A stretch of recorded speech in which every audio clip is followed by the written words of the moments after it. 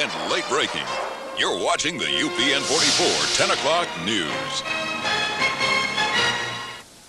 John Darling is in Tampa and joins us live. Well, Marie, imagine stopping along the Courtney Campbell Causeway here for a quick dip to beat the summertime heat. Now, you're out there enjoying the cool waters of the bay when suddenly you're startled by a loud crack of lightning. A powerful blast of wind hits you in the face, and you turn to see your elderly mother being swept right out into Tampa Bay. Now, that's exactly what happened to a local family just a few hours ago.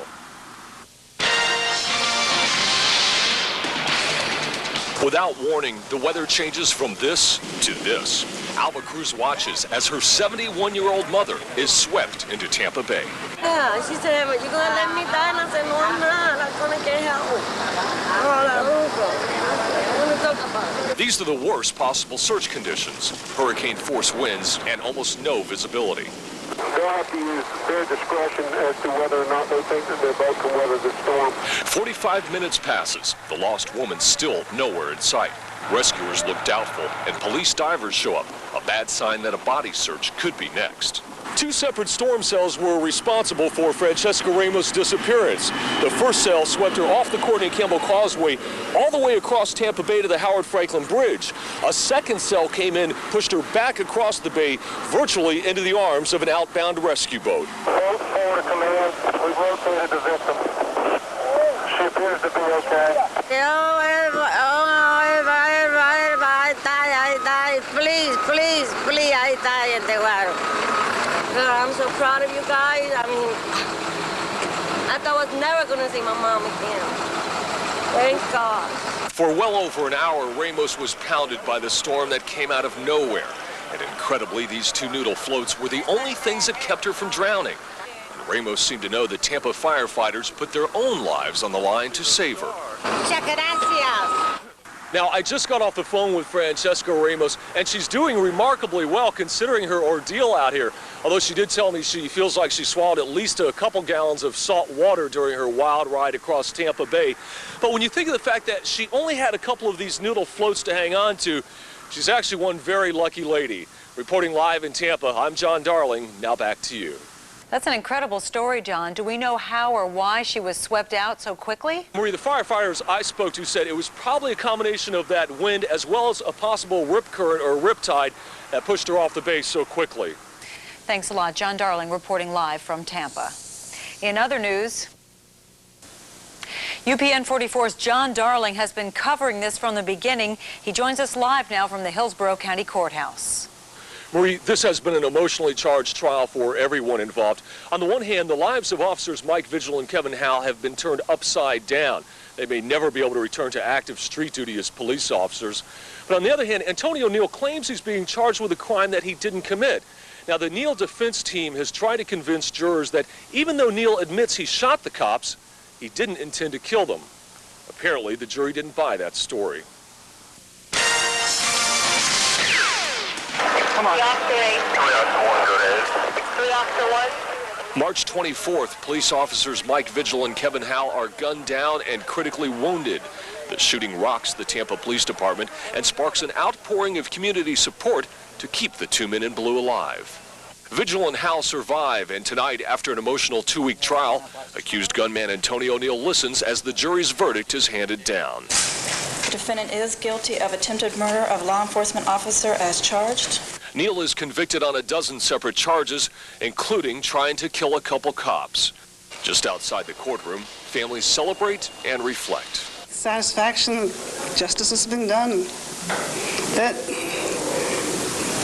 Mr. Neal hurt a lot of people, not just Kevin, but he hurt a lot of people in a lot of ways, and a lot of people are going to have a lot of scars for the rest of their life. Jurors say everyone lost in this case. It was heart-wrenching.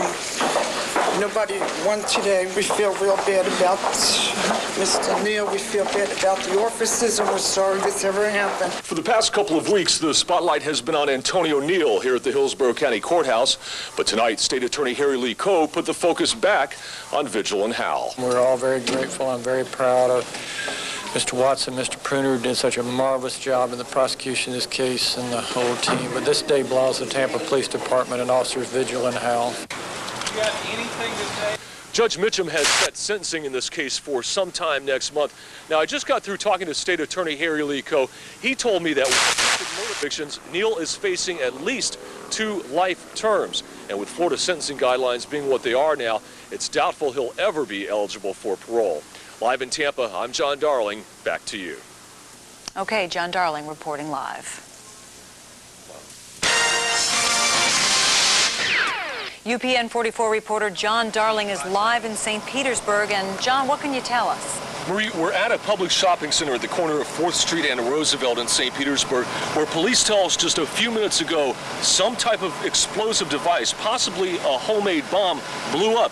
Now, if you look behind me and past this sheriff's cruiser, the white Ford Explorer back there is where the bomb detonated. Now, interestingly enough, an off-duty sheriff's deputy from the Hillsborough County Sheriff's Office was driving through this parking lot. Take a look at this picture. This is a composite sketch of somebody that's wanted in connection with the recent bombings in Clearwater. Now, that deputy that was driving through the parking lot says he saw someone matching this description when, or shortly after that bomb went off. That could be very interesting. That could be a major clue for police. Matter of fact, if you look right now, you can see one of the sheriff's helicopters is circling above us here, obviously looking for that suspect. We've also seen some canine officers in the area. As soon as we get some more information on the cause of this bomb or this person or whoever may be responsible, we'll get right back to you. Live in St. Petersburg, I'm John Darling. Now back to you. Okay, John Darling reporting live.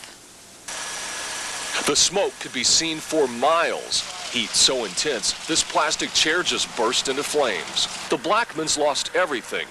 Well, everything except Duchess, the family dog and neighborhood ambassador. Whenever she gets gets out of the house, she runs around to the neighbor's house and they feed her cookies, and sometimes they keep her there all afternoon. We don't know where she's at. Duchess, stricken with cancer, was saved by the quick actions of 3 City of Largo golf course workers who saw the smoke and went to the rescue. Doug Keller, Louis Katachu, and Kevin O'Donnell were working at this golf course behind me when they spotted the fire. They hopped in a golf cart, drove over here, busted down this fence, and ran right into the burning building. Kevin jumped through the screen, got the dog. Louis went upstairs to see if any kids were inside. I was going to the other rooms to see if anybody was inside. Then the smoke got worse. We called everybody out, and then there was a big explosion, and we made it. Fire officials say this blaze burned hot and fast. I think because of the fuel in the garage spread the fire. There was very light winds today, so I think just the intensity of fire got inside to the house, a 2-story house, spread very quickly. Dave Blackman wasn't shy about his feelings for the 3 heroes. If I give him a big hug and tell him thank you. And if this wagging tail is any indication, Duchess is pretty grateful as well. In Largo, I'm John Darling for the UPN 44 10 o'clock news.